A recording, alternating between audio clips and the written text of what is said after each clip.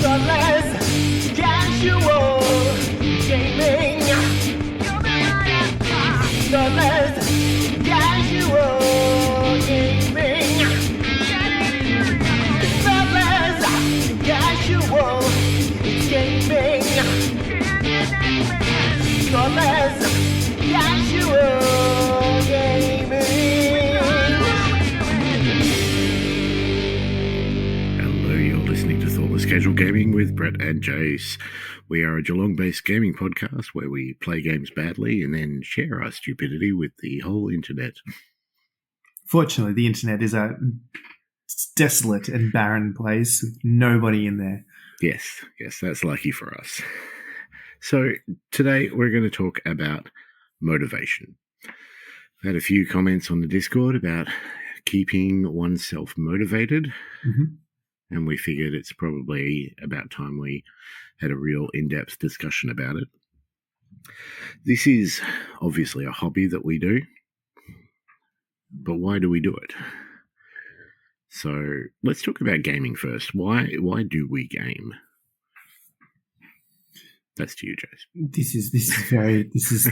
We got heavy quick. Oh, yes.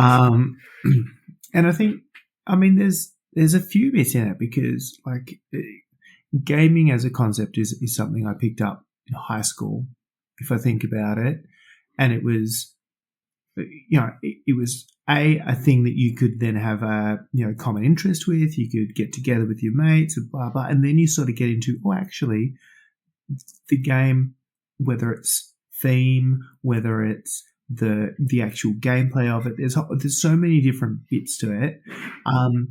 Fundamentally, a lot of it for me is storytelling, in that I love the environment. I love the idea of the theme or the fluff behind a thing, and then that gets into. But I also I do go hard for a good problem solving thing, and I find a lot of these are problem solving, and you get to do it with mates, so it becomes this social thing. There's so many things, but at one point in there, I sold everything. I gave up. I threw it all away and basically started from scratch. And what is interesting is what sort of got me to come back to that. And it was catching up with a couple of mates that I used to play with back in the day. And they'd also kind of given it up and everything. It was like, fuck, we used to have fun together. We used to enjoy doing this. It was not destructive. It was not, expensive, maybe destructive to my bank account, possibly, but it used to scratch a lot of different itches. Why the fuck did we ever stop? And so that was kind of all right, let's dip our toes back in, and it snowballs pretty hard when it goes. So yeah, there's a few things in that. Oh, for sure. And I think, coming back to the social aspect there, I think for me, that's probably the most important one, in that gaming is, you can sit and be on an Xbox or a PlayStation or whatever and be game by yourself. Right? There is that option. When you're talking wargaming, there is very much a social aspect, whether it's one extra person or 20 or whatever the case may be. And for a lot of us, that's our social outlet, our social output. It's getting together and gaming, and having gaming becomes then an excuse to catch up with mates, to get out of the house, to stimulate that sort of aspect of your mind. And I think that's really, really important, because I think about, I've got a lot of mates, but with some of them I don't see them very often at all.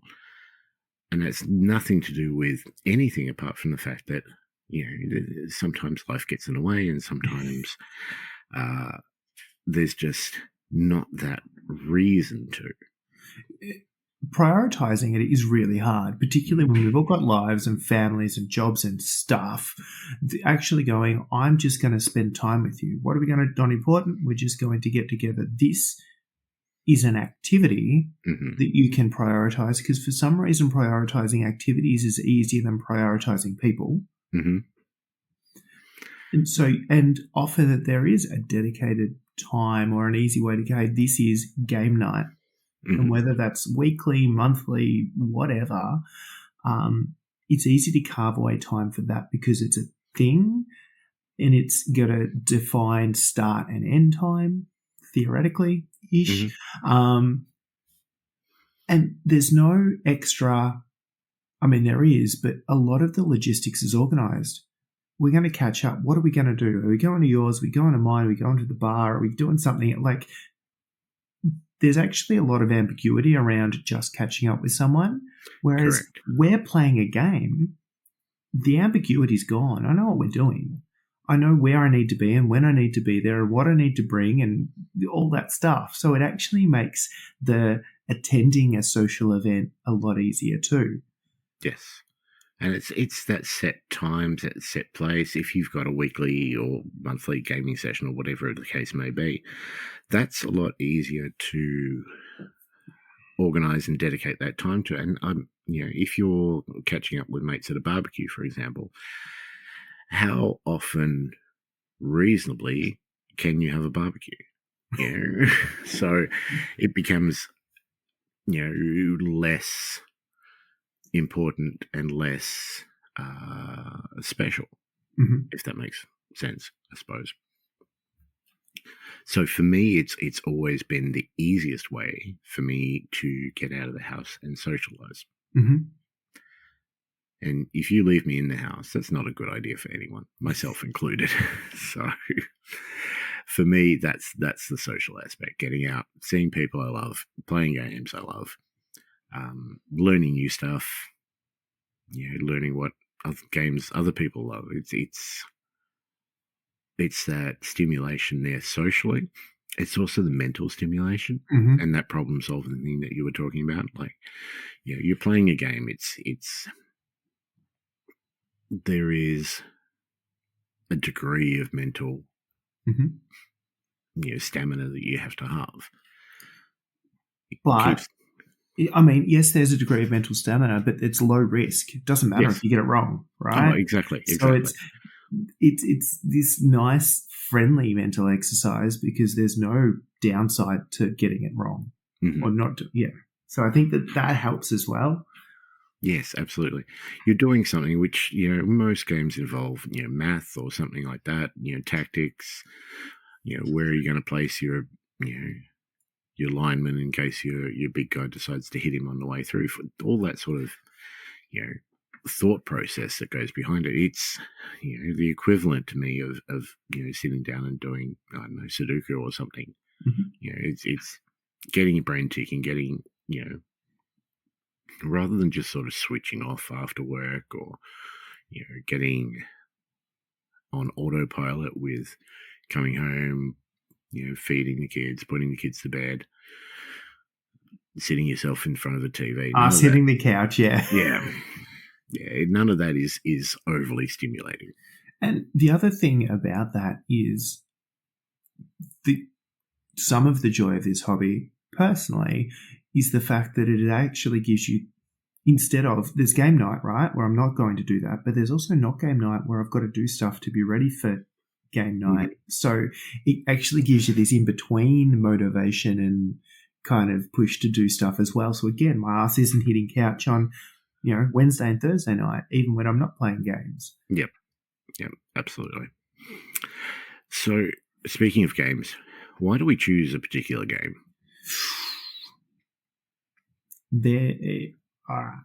There's a few. And fundamentally, I think the IP, the environment, the general setting is a massive piece of that. The aesthetic is a huge piece for me. But also, ideally, it's tricky, right? Because I came from playing Warhammer Fantasy, huge army scale stuff. I really enjoyed that game. Fuck, it's a lot of effort now. I'm like, I'm enjoying this idea of scaling back into smaller projects to produce. tricky though, because there is a world of this is the game I used to play and I loved it so much, and I still it still has an edge. But I think setting, scale, and then mechanic is a really trick one, in that I think there's only so many ways you can determine the outcome of a game. And I think it's trying to understand which of those things that you like. And I found that there are some games that lean into something like, is it a game that is heavily based on the list building? Is it on? And some people love that. No, not my. I mean, again, it's a hobby you can do in between the hobby, and it's a way to stay involved. But it's not the thing I want to rack my brain coming up with the best possible thing. There are games that are involved stacking effects as a concept, and I would use quite a few GDAB games specifically have changed that, where it's like this aura overlaps with this thing, which does this thing, and this thing buffs it, which, and there's a whole bunch of card games that hit that same kind of concept as well, where it's kind of you start stacking and blah, blah, blah, and this triggers my trap and blah, blah, blah, and blue-eyed dragon. Again, nah, not my jam. I want to feel like the playing of the game rather than the knowing what everything does and how it all interacts is actually like, I don't. So they're probably my baselines. It's setting, aesthetic is a huge part of that. The scale of the game, because I can only do so many projects. And then we start talking about the actual game mechanics and the what constitutes good play. I could tell, just from that description, obviously, that you're not a collectible card game person, because a lot of that is, testing out decks and synchronizing themes and working on making things behind the scenes before you actually play. No, and the flip side to that is I am often making things behind the scenes and doing stuff, but that I often I've got an idea for a crew, a warband, an army, a thing. Here is the idea behind it. Here's what it's going to look like. Here's where they're from. I'm going to build them. You know those people that magnetize all the weapons to their dudes? Yep. That is so incorrect, because it's not, but I would much rather go, I love this idea. This is what I'm going to arm them with. I build the army and I'll live with whether it's good or bad. Like, this dude now has this thing on his arm. That's what he's got. And also, if you decide later on down the track you want something else, that's another model that you can put together. And I'll go do another one, But I'm assembling. They're getting glued in place. Where moving parts are not a thing. Magnetized parts are not a thing. We're not swapping and changing things out, because I've built a project and now I'm playing a game with the project that I've built. No, I have magnetized models in the past. I could not tell you which ones they are, though, because obviously I haven't picked them up in a long time. So look, theme, obviously important. The how the game plays, the way in which it plays, the effort involved in said game. I find also the people involved in said game are very important. That is, yes. There are people I would just play Naked Twister with if they were the people playing, because they're such wonderful humans. I don't actually care what the game is. Unfortunately, a lot of those people are also the people that get involved in literally every game because they're so excited. That's a problem.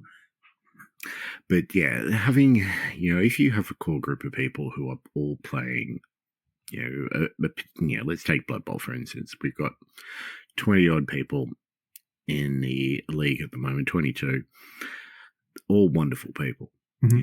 All people that I am very happy to sit down across the table and get my ass thumped or, do some thumping, depending on the case. But all people that I absolutely enjoy sitting and playing games with. So if they were playing something else, If that game tickled my fancy, like those people playing would be enough to sort of sway me to give it a go. Again, that's the whole social aspect of gaming, really. It's getting together with people that you enjoy playing with, because let's face it, if you sit down to a game and person sitting opposite you is the complete opposite to you, let's not even say, look, I'm not one to play all out to win. So if I sit down against somebody who is, it's not going to be the best scenario for either one of us, really. And I think that's a really important part with games as well, and the community, because often a good game is a game where you both have the same outcome in mind, or this, that's really important. So I think that speaks to both what attracts you to a game, who is playing it hugely, but also that it's being played. Like, I only have so much energy to try and kickstart games as well. I'm interested in this. I'm going to recruit people. Whereas if there's already people going, they know the rules and they're excellent humans, that decreases the effort to buy in, like mentally, by so much. Sign me up. Yeah, absolutely. Because, I mean, there are only a handful of games. I could count them on like 3 fingers, I reckon. Maybe not even that. Of games that I know well, that I'm happy and confident in myself to sit down and say, hey, this is how this plays. Anything else probably needs some guidance. And having those people be, just downright good human beings and people that you want to sit down and spend time with, let alone, whatever you're doing. If they're the people teaching, that's huge. Yeah. Which is what we want potentially more of in the community. If you've got a game that you want to desperately show us how to play, make it easy, because again, I've got limited energy, and I'm also not a person that learns a game well by going and reading the rules and watching a couple of YouTube things and stuff. Like, I'm not going to get it from that. I need to put things on the table and move them around and fuck things up and learn by error. So fundamentally having someone there, I mean, perfect world, they've got shit so I can try before I buy. They're a wonderful human, and they can explain to me not only the rules, but maybe that's a terrible idea because you could do this instead, and you see how this would be. And suddenly pennies start dropping and you get interested. Yeah. And it makes for a good night. Like, I can think of, just going off the top of my head, like Lee and Jared and Lewis taking us through Gaslands. Paris taking me through Shatterpoint, Archie taking me through Legion, Kingsley, this is your call for Burrows and Badgers. Teach us something that you're passionate about. We'll happily sit down. Yeah. I mean, Wade run me through Marvel Crisis Protocol a while ago. Yep. I need to get back in there. Old World, there's a bunch of dudes playing that. I'm desperately trying to avoid the Malifaux fourth head until the beta finishes, and then we'll make a decision. There's a bunch of other games that I would quite happily, and there's probably a few I don't know about. Oh yeah, guaranteed. Theme, people. I think as well, if you're playing a game and you really enjoy it, playing just to get better at it is another reason to do it. But on the flip side, burnout on games can happen. And is it okay to stop playing a game? Yeah. I mean, it's a hobby, right? Yeah. Burnout in a game, I will say, I don't get a lot. I tend to be able to obsessively, compulsively obsess over games, and sometimes more than one at a time. But there are absolutely times where I sort of go, oh, I really want to play this and this and this, and actually I'm spending 120% of my time focused on one, and it's not leaving any space for other stuff. That's absolutely a piece. I actually find changes in games really jarring personally. Mm-hmm. So, and that's FAQ errata cycles when they're, or, you know, those kind of, and a lot of places do it, and I understand it completely from we want a really tight, competitive, balanced rule set. We're continually improving and adjusting and fixing stuff. Yep. But that just increases the effort to engage, because now I need to make sure that the shit I've got is up to date, and if I printed the things, too hard. And edition changes I really struggle with, because I'm so bad at going, I know the rules. Oh shit, they're not the rules anymore. I'm making it, and having to undo a whole lot of learning. And often there's this really kind of weird in between cycle where the old edition or the new edition's been announced, so nobody plays the old edition, but they're still testing the new edition, and it's going to change frequently. And I'm a terrible games tester, and so I stop. And then it's kind of getting back is hard. Yeah, we're going to be in trouble when Blood Bowl update, which will happen at some point. But I mean, burnout for me. Well, let's just take Blood Bowl for an example. We are, a couple of weeks out from finishing this season. My general game plan when I finish the season is not to play more. Yeah, I'm not going to sit there and practice for the next season or anything like that. I'm going to use the time to play some games that I haven't been able to fit in, because Blood Bowl's been taking up, 1 out of every 2 weeks, for example. Whereas I know you will quite happily sit there and play Blood Bowl every week after week after week. And it's also handy that it's the game that I can play in between games, because it doesn't take long. It's also a game where I've got enough that I can try different stuff and go, oh, what if I do this? Let's play a game like that this week, and I'll change it up and I'll do something different. It also lets me, again, it comes down to the people, but let other people try stuff that they want to try as well. And honestly, hook newbies into the game. Like we will be starting a new league, and I ideally want new people excited about the game to keep that, you kind of want to keep the fresh flow of enthusiasm. So all of those things are really good. But again, how can I also start stacking on some other stuff, because I don't need to think about it day, like week in week. Yep. All right. I think that's enough on the actual gaming part of it. Shall we talk hobby? Let us. All right. So, hobby. There are different aspects of hobby that we can discuss. There's, assembly and painting and, choosing a new game, all that sort of stuff. There are people who get more out of one aspect of the hobby than all the others, for example. And there are people who will just assemble models and will play with grey plastic, for example.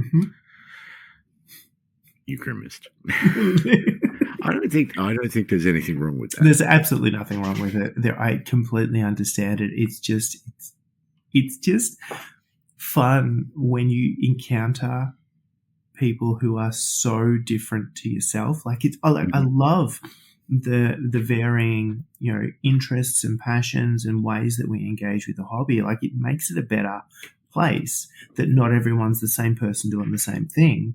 It's just, it's so counterintuitive. It's just anyway, you do you. I think that's you do you. I think is got to be like the catchphrase here, because hobby. I mean, we do it for the same sort of reasons as we do the gaming aspect. We do it for the social aspect. We do it, to improve ourselves. Like, if you're painting, you're trying different things and trying out different methods and seeing what works, what doesn't. Trying to get yourself better that way. So, there's aspects that we can focus in on. Look, I know I completely understand that for some people who want to play the game and that is the thing that they like I said, changing rules and getting across that being a barrier to entry, feeling like I have to do all this other shit in my spare time that isn't my gaming time to be able to do the game, completely get that is actually just a barrier to entry for some people, because that's not what they're here for. That if shit came pre-assembled and pre-colored, they'd be all on board. Yep. So I get that as an idea that for some people that hobby idea is actually not the hobby that they're interested in, and paying your way around that is expensive. It can be. When we're painting, so for those of us that do, what are your thought processes when you're painting? Why are you doing it? There's a few things. It's interesting because the social aspect is so different for hobby like painting versus gaming, because it's hard to paint with people because it's still an individual task that you're doing, and there might be interactions in between it, and there's kind of a little bit of chat and what are you doing and this, but fundamentally it's not a team sport. You're doing you. But that at home, again, I'm not parked on the arse watching TV. I'm engaging both physical muscles, FOMO, and mental ones. It's quiet's probably wrong because I've usually got something playing or something going on, but it is isolated, personal, reflected space where I'm focusing on something. And I find the focus piece really important, because if I was sitting there just doom scrolling, right, the brain's going about all the shit that you did today or you have at work or what's going on, right? Whereas forcing me to focus on a task means I can't. I'm terrible at multitasking. So I can't think about the 8 billion things that I have to do on the to-do list and what's going on here and, the interest rates and whatever else it is you stress about. I can't do it, which is great. It gives me decompression time. So that is just the mindfulness side of that, which I think, ultimately I walk out of this room at the end of the night after spending a couple of hours painting less stressed than I walked in, and that's a win in itself. But otherwise, it's generally one of two things. One is I'm doing this thing for a game and I want to put color on it and I want it to look cool. And I usually, I can't help myself. I get excited about an idea or a color scheme or doing a thing, and I'm like, right, well, this is it. But at some point, it's about a project, and it's about completing the project and it coming together the way you want. The other half of it is that I'm going to try and improve a thing, or I'm going to try and get better at a thing, and that's hard. That is intentional practice of it, and that is a discipline. That is not my strong suit. So the discipline I can put in is I do paint regularly. It's most nights I generally just spend some hobby time in, and that's the piece that keeps me going, and that's the piece I find stopping hard. Generally, actually stopping is pretty easy, but starting really hard, gearing up after I've had some time away is hard. Whereas if it's just constantly chipping away, it's easy to sit down for a little bit and do some stuff and then get bored and wander off.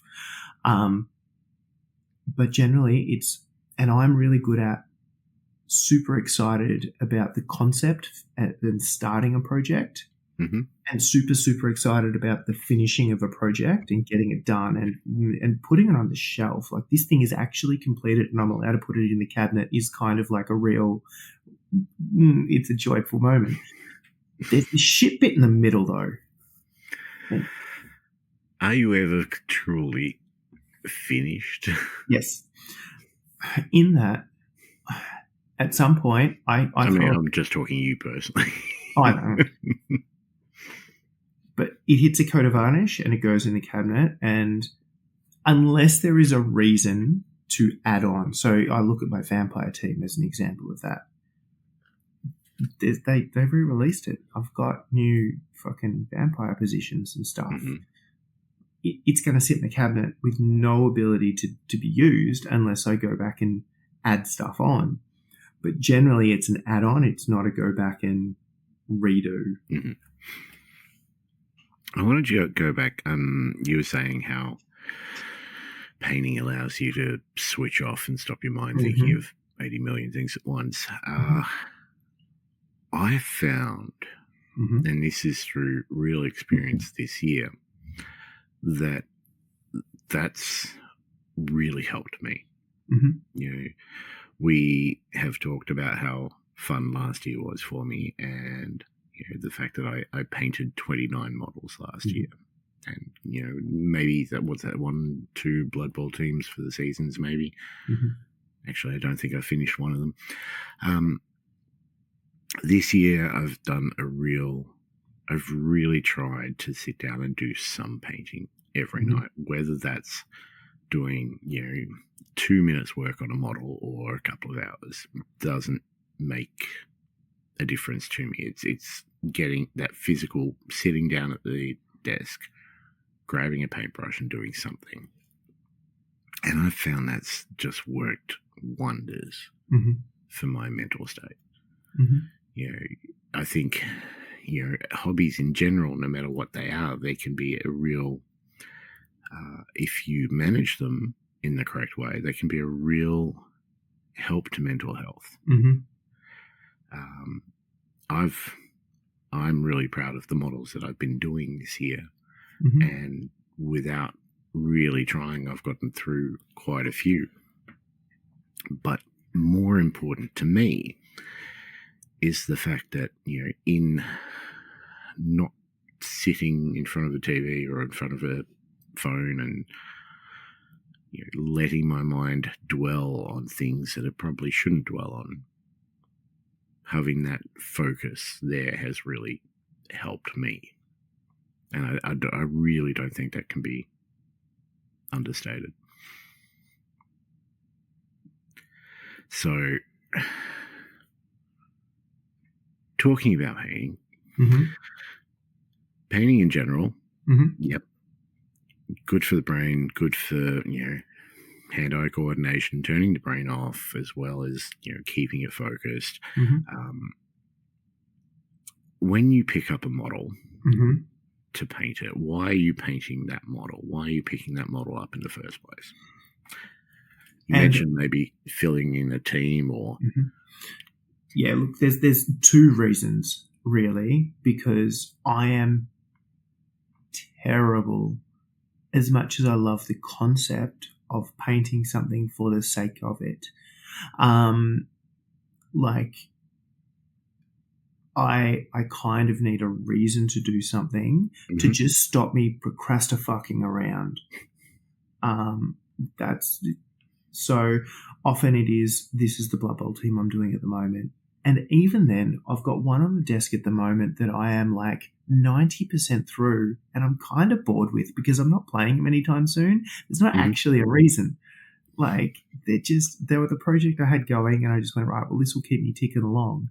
But I'm finding myself spending less time each night on them because I'm not excited about finishing them because there's no need. There's no, and it's not even that I'm not excited about finishing them. There's no urgency behind it, so I don't care. So it's easy to stop. So often it is, we're starting a league, we've got a tournament coming up, I've got a new game and I'm playing with mates and I want to have a completed painted crew kind of deal. Like, all of those things get me going. And this is kind of why I like paint events and competitions, and like, I'm not winning Arc Open or Crimson Brush or those things, right? But it is a focused reason to do a thing. And again, I don't getting it done is the win here for me. It is the, hey, I've tried to stretch myself. I've tried to paint a thing better than I painted the last thing. which has its own anxieties in it, but there is a deadline, there is a sense of urgency. I can only put it off for so long before I have to bite the bullet. And so they're probably the two.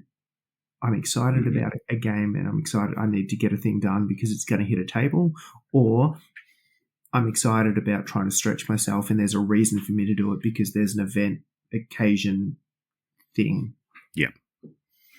Yeah, I think there needs to be a meaning to why you are doing this particular model. That meaning can be whatever you want it to be. I mean, the easiest ones are, we're doing this for a competition, we're doing this for a paint event, we're doing this for the league, the tournament, I'm entering a competition, not painting competition, but I'm entering an event type thing, and I'm painting up a crew or a team or an army for that. So I think there needs to be some meaning behind why you've got that particular model. I also think that meaning can be anything you want it to be. So, as long as you've given yourself a task and you're going, well, I'm going to paint this model for this reason, that reason can be anything. It can. I am always amazed, astounded, and impressed by people who can and do just paint for painting's sake. I'm like, that is so enviable. And I also really, really appreciate, I have friends that do this and they will just have gone, I think I'm going to get into this game. And so they just night after night chip away at a thing, and suddenly they've got a completed army for a game that they've never played. And and I'm like, no, I need, when are we playing, so I can work backwards from that to put it off for as long as physically possible to rush at the last possible minute. Like, that is just the way I'm going to work. So there's this level of discipline that people can do, and they do just enjoy going away and chipping away at a project, even without having that kind of deadline in mind, because they've said, I want to paint this project. I want to paint this army, this model, this warband, and that is the thing that they are working towards. I love that, and I wish I could do it more. I think people can pick up a model and go, I'm going to paint this, and just paint it for paint's sake. But the reason could be I really like his helmet, and I just want to paint him up and stick him on a shelf. Doesn't have to be for a game. I think for you and I, it's easier if we go, right, this is the reason here. Whatever the reason that you've given. I mean, I've been sitting here finding myself painting model after model for Shatterpoint for a good couple of weeks. And I figure that the reason that I'm painting these models is not that I'm playing a lot of Shatterpoint, but the same reason that I painted all of my Legion models, because I like Star Wars, and I wanted to do them justice for the film. But I've actually, I gave myself a task. At the start of the year, I gave myself a couple of tasks to do, some of which were regarding painting and, particular crews or things that I wanted to finish up. So I actually said to myself, right, as soon as I finish Bosk and Dengar, I am going to stop painting Star Wars, and I am going to finish off my Skaven Underworlds team. I don't know when I'm going to use them. It all depends on most. But I wanted to have them finished, ready for when I could use them. And that's my current project. And I've got, what are they, 5 models? One of them's done. That's just a little rat, though, so he doesn't count. So, yeah, that's what I'm currently working on. And that's my project that I've given to myself. Yeah. I want them to be painted for when/if I'm going to use them. Same reason I painted up that Necromunda crew because I wanted to try Necromunda. I painted them up like 2 years before we played. Yeah. But I had them. And that's the bit I really struggle with, and I find that I'm literally thinking this as I'm saying it, so this may come out weirdly, but I actually think that I think about models differently. There is gaming models and there is not gaming models. And I tend to paint models for games or models that I intend to use for games when I'm playing that game. Mm-hmm. And I actually find it really hard to focus on painting a model for a game that I'm going to play if I'm not playing that game, if I'm not excited about it. Again, probably I could only focus on so much at once. So if I'm playing a lot of Blood Bowl, I'm going to be painting Blood Bowl 90% of the time. It's not like I'm going to be playing Blood Bowl and painting Underworlds because I'm not excited about that. I'm not playing it. And they're models for that game. If it's a model that is not for a game, or I don't intend on using it for a game, even if it's designed for that, different sort of scenario, and I can paint that without playing the game because it was never intended that way. But that, I think that's actually sort of somehow that is the connection I've made between why I can focus on this thing and not that thing. Because if I'm not playing games, I'm not painting the models for that game is generally how it's going to work. So you sort of need a time constraint, or not even a time constraint. If we were playing, pick a game, any game, if we were playing Shatterpoint at Seaview every Tuesday for 3 or 4 weeks, I will bust out a Shatterpoint crew. Let's just go, because I'm excited about it. It's happening. It's getting use. There's not necessarily a deadline. Nobody cares if I'm showing up with painted stuff or not, but it's the thing I'm excited about at the time. So it's really easy to then focus energy into that. If I'm playing Blood Bowl, there is very little chance I'll paint a Shatterpoint. I might do one model that I'm interested in because that's a low time and effort investment. But beyond that, I'm going to be painting the thing I'm excited about, and it probably comes back to my hyper-focusing on Blood Bowl quite happily without getting too stressed about it. I mean, are you saying that we could get you into Shatterpoint? No. Did you know that bit at the start where we said the IP and the things? Yes. I could absolutely be down for painting a couple of models, but I have enough games where I'm excited about the setting and the gameplay and the everything all at once that I can't take one that doesn't tick all those boxes. There's not space. That's fair. As an example, there's a lot of talk at the moment going on about Treasure Crusade. Is the talk and the fact that people are starting to play games and starting to talk well about Treasure Crusade, is that enough for you to whip out the printer and print up some models and paint them? Or is it more you need to sort of sit there and see it played? I mean, it was enough that I got access to the models when the rules first dropped after the Kickstarter that I went, these are the ones I think I like. No idea of the rules, no idea of the game, no idea of anything, but these are the models out of all these that I think I like. Let's print those. Yep. They had some issues. We binned them. I would need to print them again. And that's all that's stopping me at the moment, because the game design I haven't looked really heavily into, but it feels light enough that it wouldn't be a huge brain investment. And it's got a good design, crew. Yep. The names on there are good. The models are interesting. The setting is something different and unusual. I kind of dig that. The one thing that is stopping me go, yes, this is something I'd be really keen on, is the fact that it feels so terrain intensive. And me being me, I want terrain that suits the setting because the setting is so important, and I don't have that. And that has then increased the barrier to entry hugely. I could still probably go, all right, well, I'll just print up a warband. Let's get a list together. I'm not going to do all the options. And if there's games being played, it's probably enough to go, all right, we'll get them printed, we'll get them on bases, we'll start tinkering with paint schemes, and then see where we go. But I'm not going all in because I don't know if I'm going to, because it's another terrain set that I would need to somehow get involved in. And it feels like work.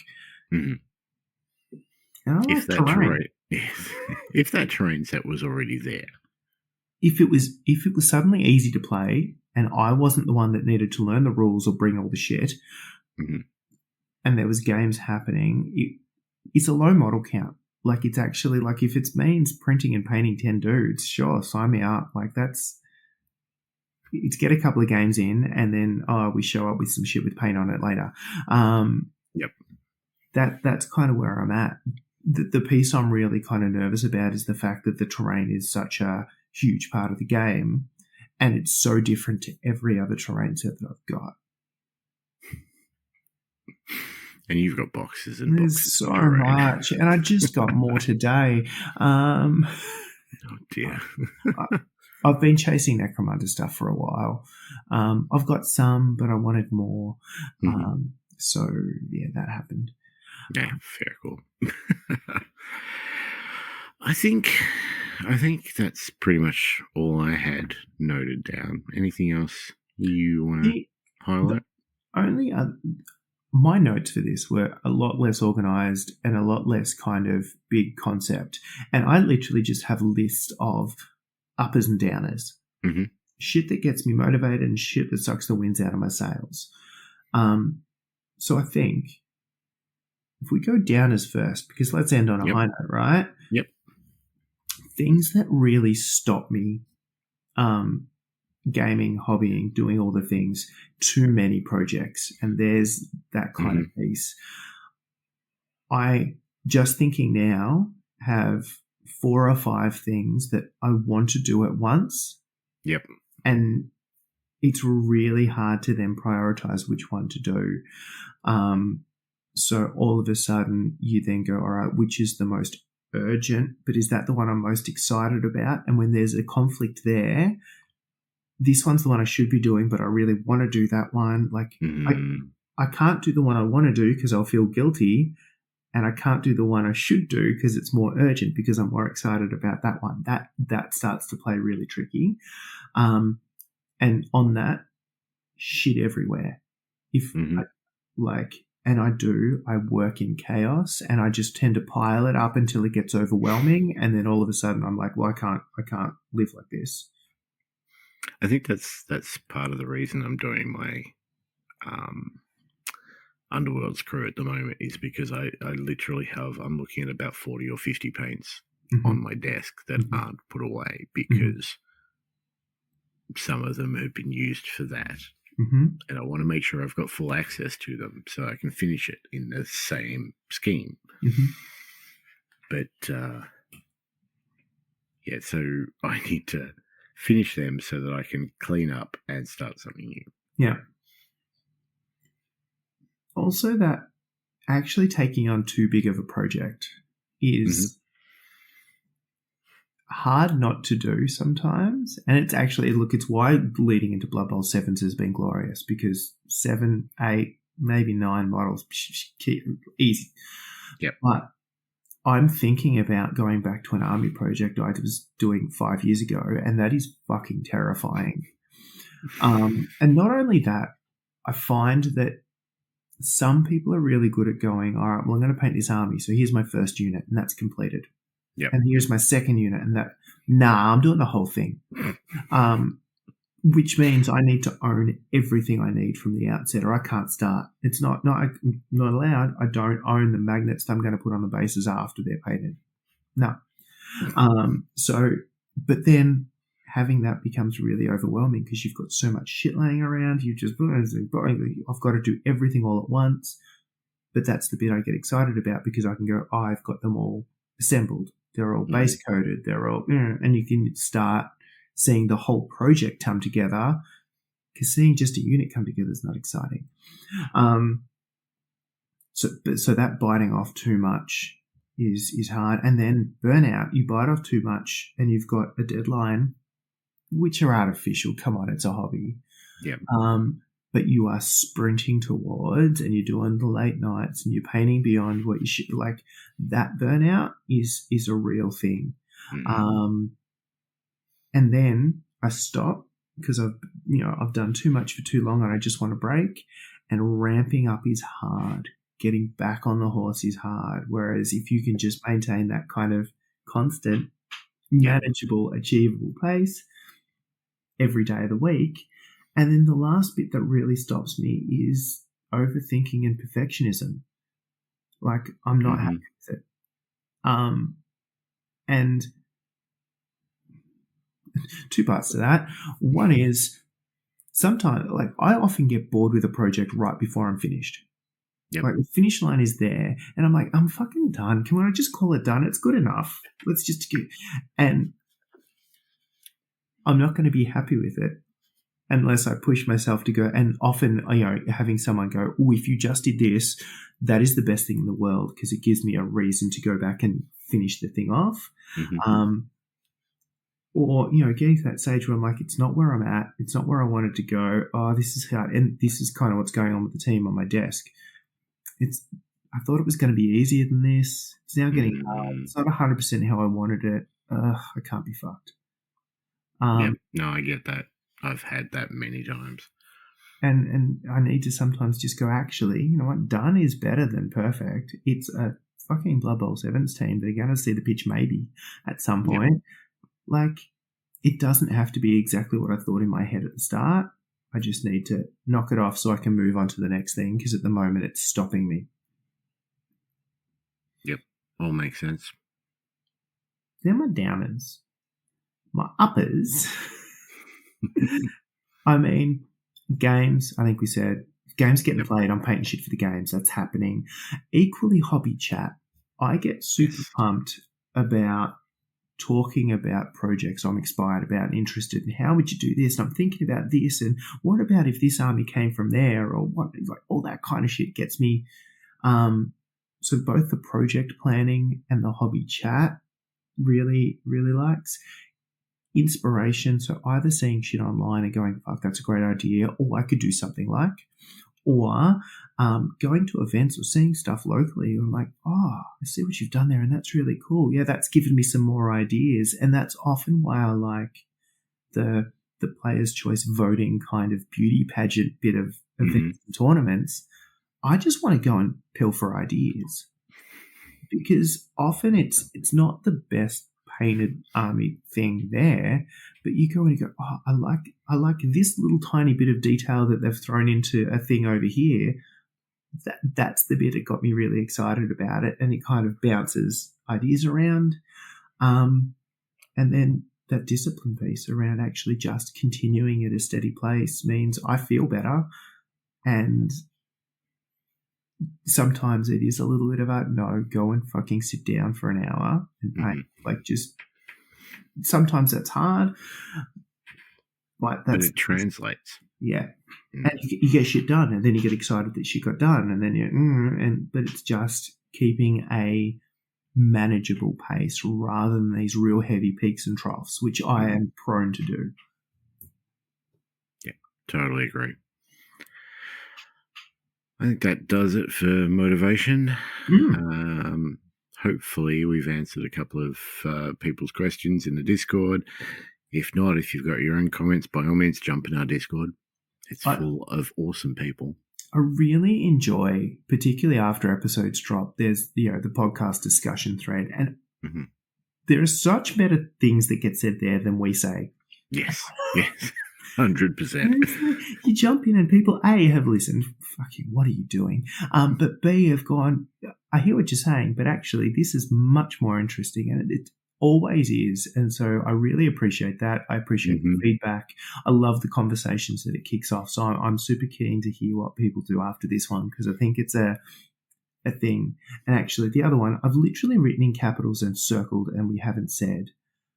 And this is a real callback to last Tuesday, was not just playing games, but the atmosphere, the buzz in the room. And the difference we had last week when you're listening, whatever, where we had 5 or 6 Blood Bowl games all happening in the same space, and people versus one happening over there and one maybe happening over there and 3 happening next week. Like, it was huge. We got, out of the 11 games for the round, we had 8 of them done on Tuesday. Yeah. And I was so much, but like, I played a second game after quite happily, and I got to this bit. I was like, I could have played Mordheim, I could have played Blood Bowl. I kind of wanted to play Blood Bowl because I was super excited about it, because everybody was super excited about it. So yeah, I'm very curious to see what people say. Yes, definitely. Jump in our Discord. Before we wrap up, have we got time for...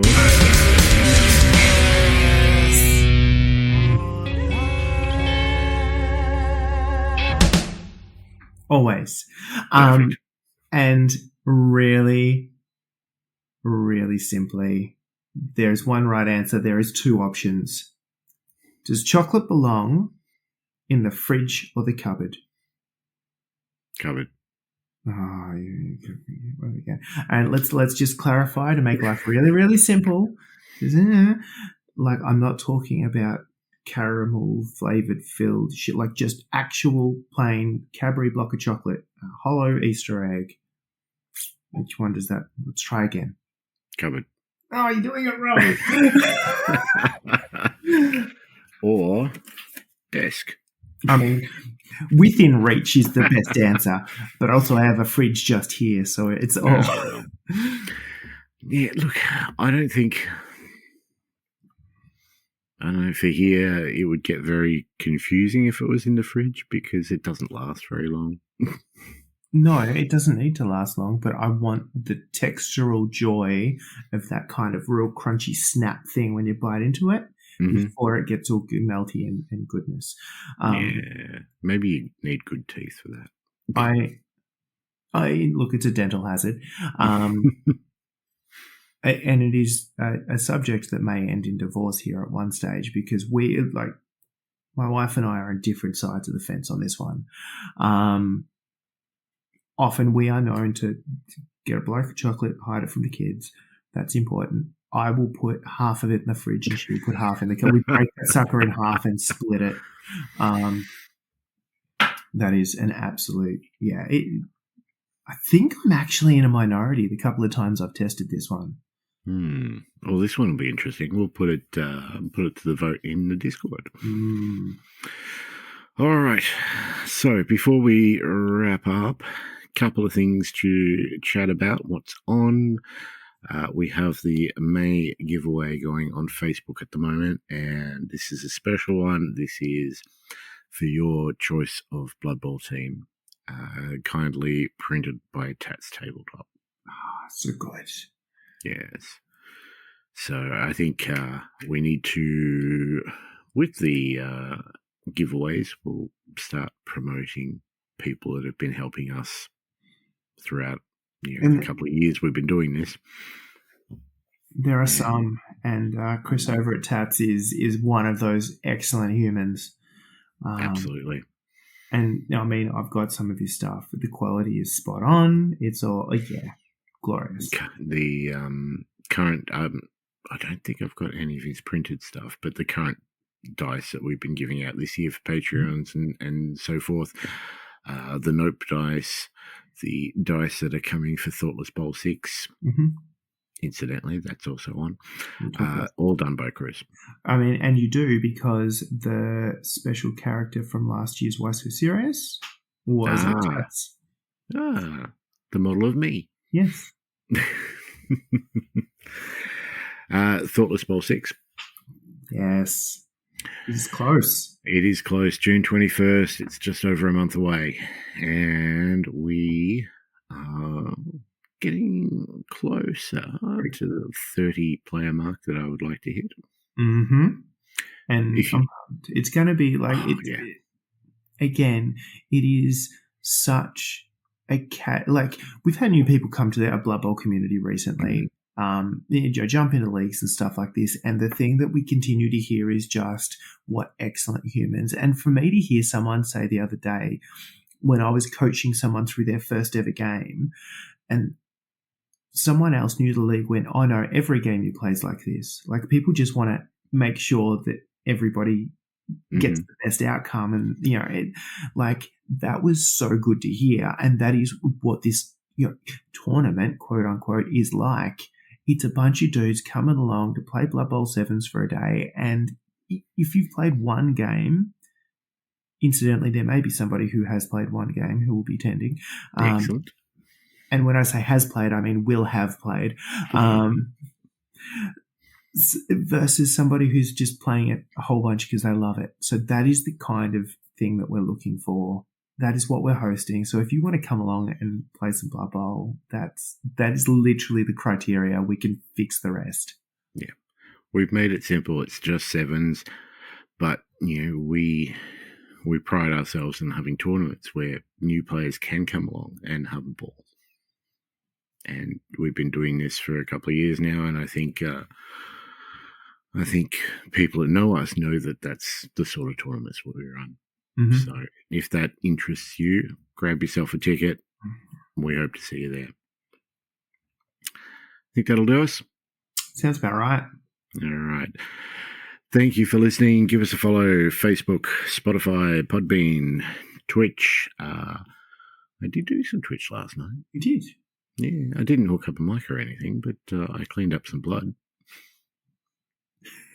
I mean, this is why it keeps showing me as you might be interested in. I'm like, yeah, okay. And as always, thank you very much to the Patreons, the people that are crazy enough to support us and help us run tournaments, run giveaways, stuff like that. We have 2 new Patreons to thank this episode. So thank you very much to Jace and Glenn for jumping on board. And as always, thank you to our Thoughtless patrons, Alice, Archie, Clinton, Greg, Gertzie, Jared, Kingsley, and Yuri. Thanks, guys. Guys are bonkers. It's amazing. We love you. Ah. Laters. Gotcha.